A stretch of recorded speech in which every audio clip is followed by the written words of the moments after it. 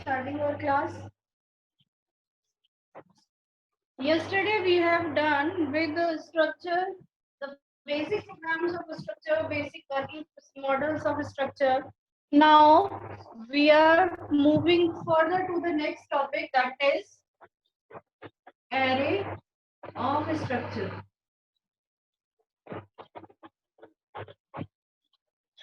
That is a very much important topic of our syllabus. In RTO, almost this question will be in your question paper. Explain the array of a structure with example. That is a fixed question of a structure. Is that clear? So try to understand it. We will give some more time, some more practical programs on that topic only. So why we are using array of a structure? See, we are using simple structure program in our previous lectures. Struct student, and we are having the serial number, name,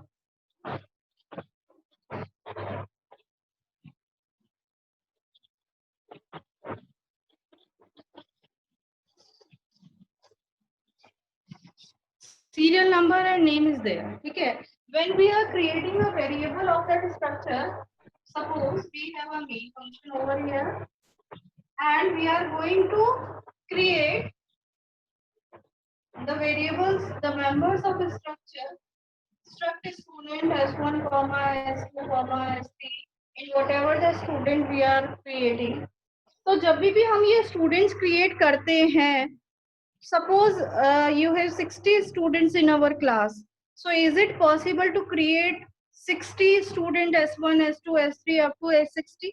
It might be possible. Some classes have more than 60 students.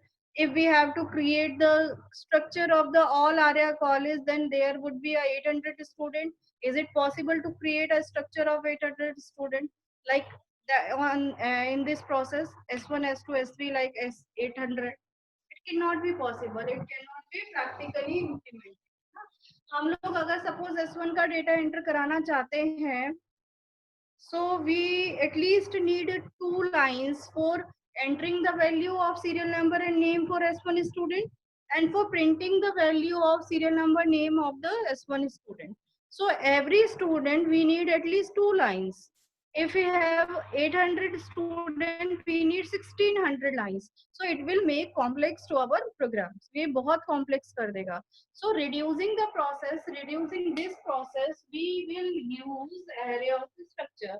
What we will do, we will make an array of structure like, instead of using S1, S2, S3, we are using just S3. Got my point? I am not using S1, S2, S3. I am creating a variable, an array of structure.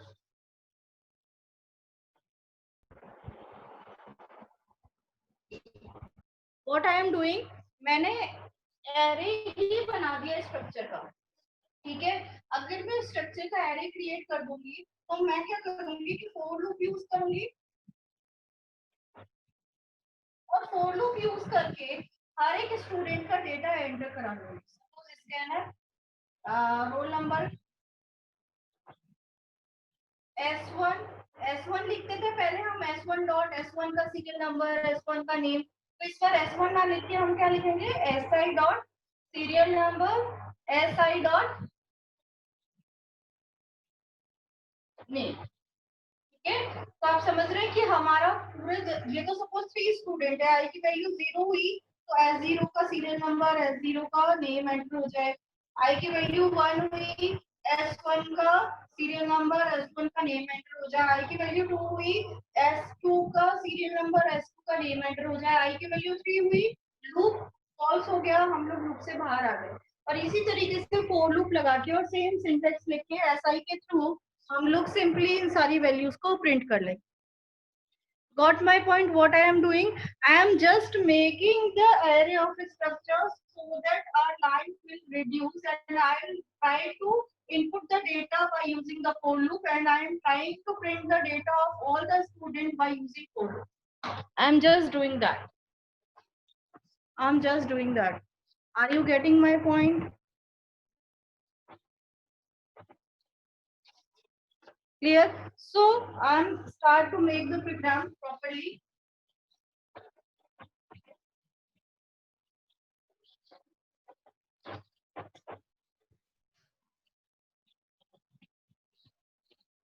First, I have to make struct student. I need a serial number or I need a name.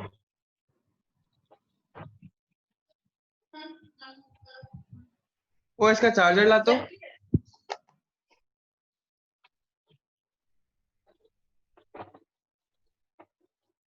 Main function I am creating. Next, I have create the members of the structure. There are two methods to create a member of the structure. First, I will create the members by ending of the structure before the semicolon. First method. Second method, I always say structure student S5. Got my point? हम लोग दो तरीके से variables members create कर सकते हैं, sorry members create कर सकते हैं, वेरिएबल्स नहीं। फर्स्ट हम स्ट्रक्चर के सेमीकोलन से पहले और सेकंड मेथड मेन फंक्शन के अंदर। ठीक है, आपको जो भी अच्छा लगे उस मेथड से आप यूज करो। ये मैंने कमेंट सेक्शन में दिया है। ठीक है, it will not be read by the compiler because I am taking the variable before the semicolon. नहीं मिल तो रहा है समोसा भाई। Chirag Joshi, mute your mic.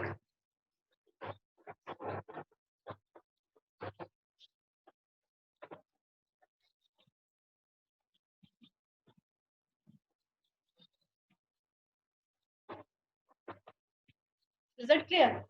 So I'm using CLR SCR and before CLR SCR I have to use for loop. ठीक है, for loop के लिए हमें एक I वेरिएबल की जरूरत होती है। So I am taking the I variable as an integer type previously and I will take a CLR SCR if you want to take. So for loop I equals to 0, I have 5 members and I am starting from 0. So it will go less than 5, I plus plus printf enter data of student, enter data की बजाय आप लोग लिखो serial number and name of student.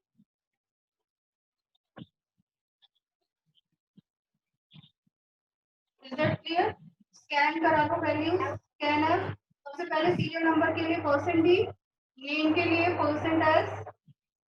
ठीक है, अब हम लोग S1 डॉट लिखते थे पहले, मैं बार बार कह रही हूँ, पहले हम लोग S1 अगर फर्स्ट स्टूडेंट के लिए होता था तो हम S1 डॉट सीरियल नंबर लिखते थे और S1 डॉट नेम लिखते थे, ऐसे करते थे। ठीक है, S1 डॉट सीरियल नंबर। ठीक है, लेकिन अभी 1 2 3 तो है ही नहीं।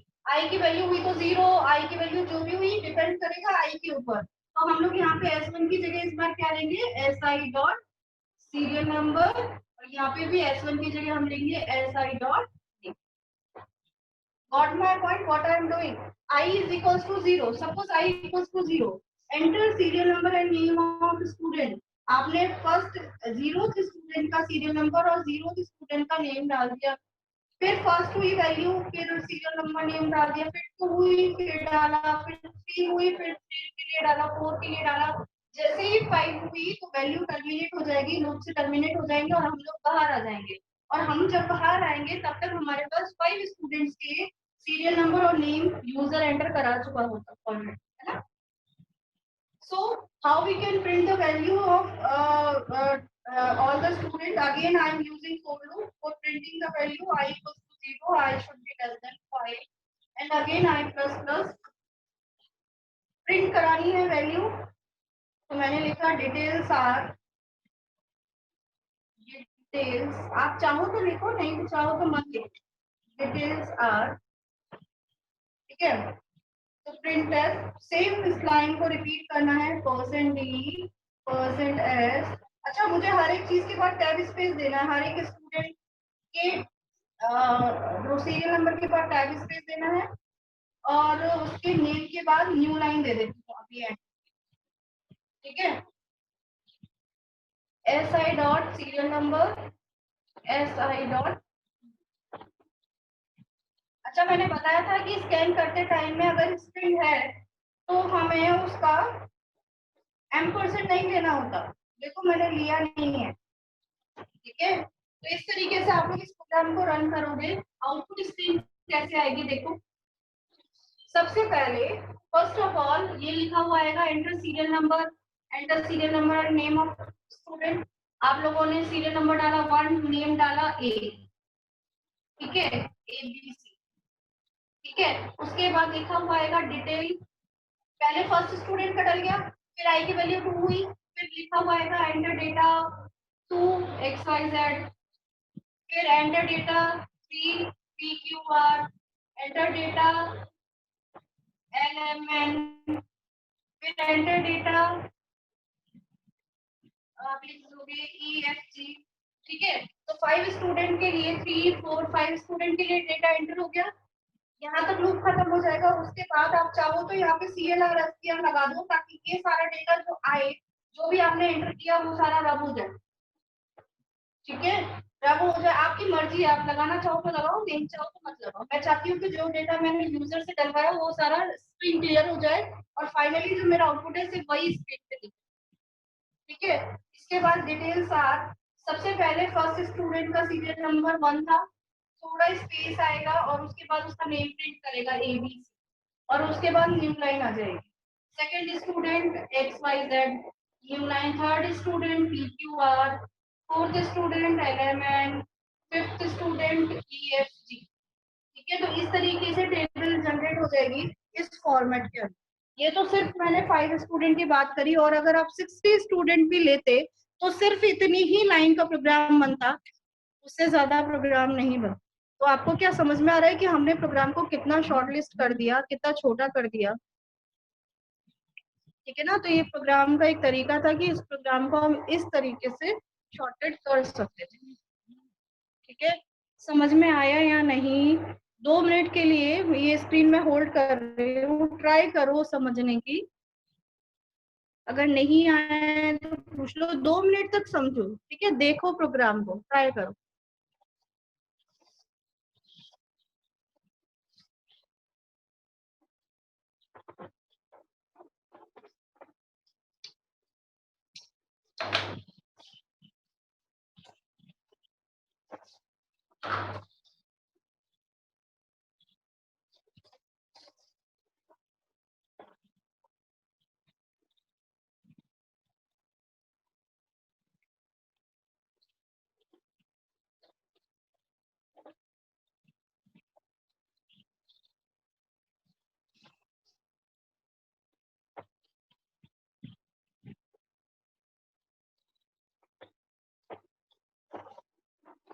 प्रोग्राम करके ही जाना है एग्जाम में। ठीक है, इसमें कोई भी कोताही नहीं होनी चाहिए, इस प्रोग्राम को याद से करके ही जाना। ठीक है, next topic is type keyword. One of the students from you in the starting lecture asked me, now what is type def? And I told his or them कि जब हम लोग स्ट्रक्चर करेंगे then I will do it. So today I am explaining the same topic as he was asking me. So type def क्या होता है? अच्छा, type def देख के कुछ याद आ रहा है क्या? हमने कीवर्ड्स पढ़े थे, फर्स्ट थर्ड लेक्चर था शायद मेरा कीवर्ड्स, है ना? तो type, what is keyword? Type def is a keyword. What is a type def? Type def is a keyword. Okay. As I already explained you, keyword are the predefined words which are already fixed in the C compiler, which cannot be changed, which cannot be used as identifier, they should be in lowercase and the maximum length of the keyword should be 32. So typedef is one of the keyword of 32 within the with 32 keywords. So typedef जो use आता है that is basically creating the alias of the structure. ये structure का alias create करने के काम है. So what is the mean of alias?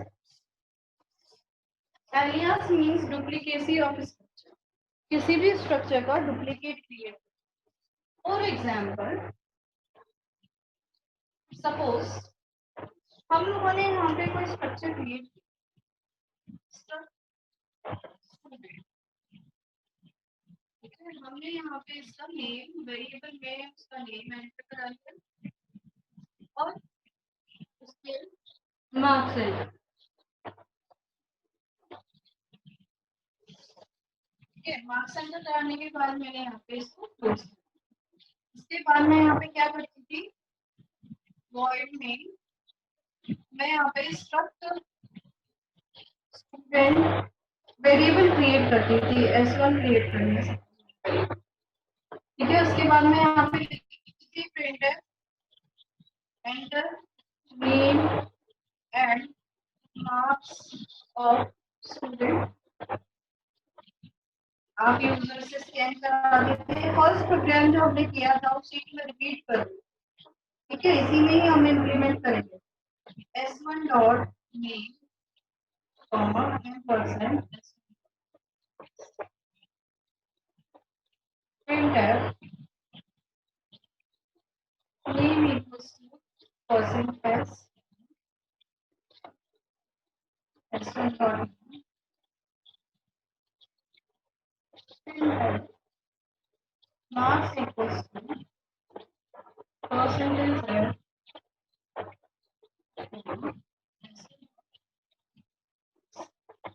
ठीक है, ये काम हम अभी तक करते हुए आए हैं. सबसे सिंपलेस्ट और इजीएस्ट प्रोग्राम था जो हमने फर्स्ट स्ट्रक्चर का प्रोग्राम क्रिएट किया. यहाँ तक कोई दिक्कत नहीं होनी चाहिए शायद किसी को, है ना. अब हमें क्या करना है, टाइपडेफ को यूज करना है. तो टाइपडेफ जो यूज होता है वो हम जो यहाँ पे स्ट्रक्ट स्टूडेंट लिखते हैं उससे पहले हम यहाँ पे टाइपडेफ यूज करते हैं, टाइपडेफ यूज करते हैं. ठीक है ना. ये टाइपडेफ जो कीवर्ड होता है ये स्ट्रक्चर से पहले लिखा जाता है और ये स्ट्रक्चर का एलियास क्रिएट करता है. दैट मीन अगर मैंने इसका एक एलियास STU क्रिएट कर दिया, ठीक है, तो मुझे अगर वेरिएबल्स बनाने हैं तो अब ये पूरा लिखने की जरूरत नहीं है.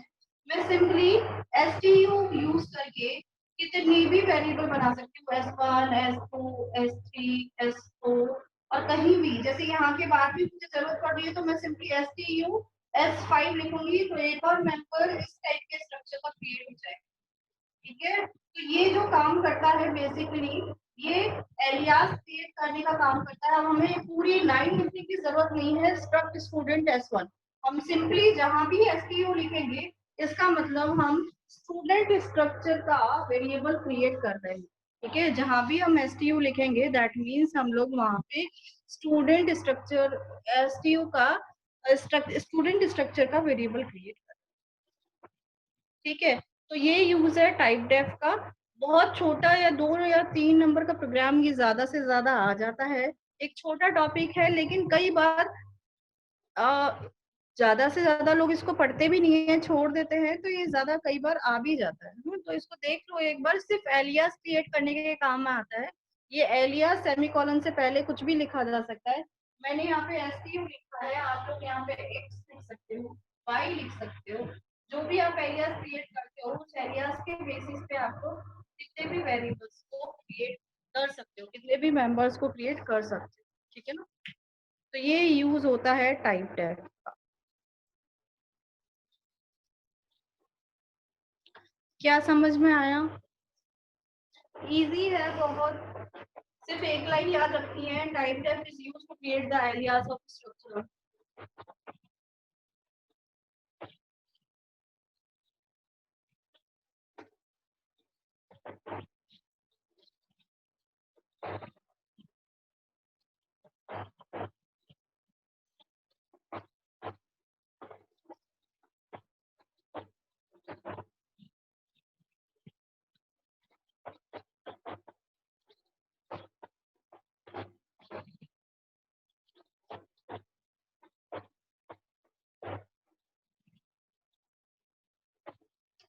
सबसे पहले हमने स्ट्रक्चर का बेसिक प्रोग्राम देखा था, अगर आपको याद हो। उसके बाद हमने स्ट्रक्चर के वेरिएबल्स को इनिशियलाइज करना भी सीखा था, और स्ट्रक्चर के किसी भी वेरिएबल पे ऑपरेशन करना भी सीखा था कि भाई किसी में हमने किसी को कॉपी कर दिया, स्ट्रिंग ऑपरेशन लगा दिया, कुछ भी कर दिया, वेरिएबल पे ऑपरेशन परफॉर्म करना सीखा। इसके बाद आज हमने एरे ऑफ स्ट्रक्चर कर दिया है, ठीक है। इसके बाद हमारा जो टॉपिक आता है टाइप डेफ, वो भी हमारा आज हो गया। इसके नेक्स्ट जो टॉपिक हमारा आता है that is structure of structure. एक स्ट्रक्चर के अंदर स्ट्रक्चर क्रिएट करना, स्ट्रक्चर ऑफ स्ट्रक्चर। इसको हम लोग नेस्टिंग ऑफ स्ट्रक्चर भी कहते हैं, ठीक है, नेस्टिंग ऑफ स्ट्रक्चर भी कहते हैं, ठीक है। इसके बाद हम लोगों को फंक्शन फंक्शन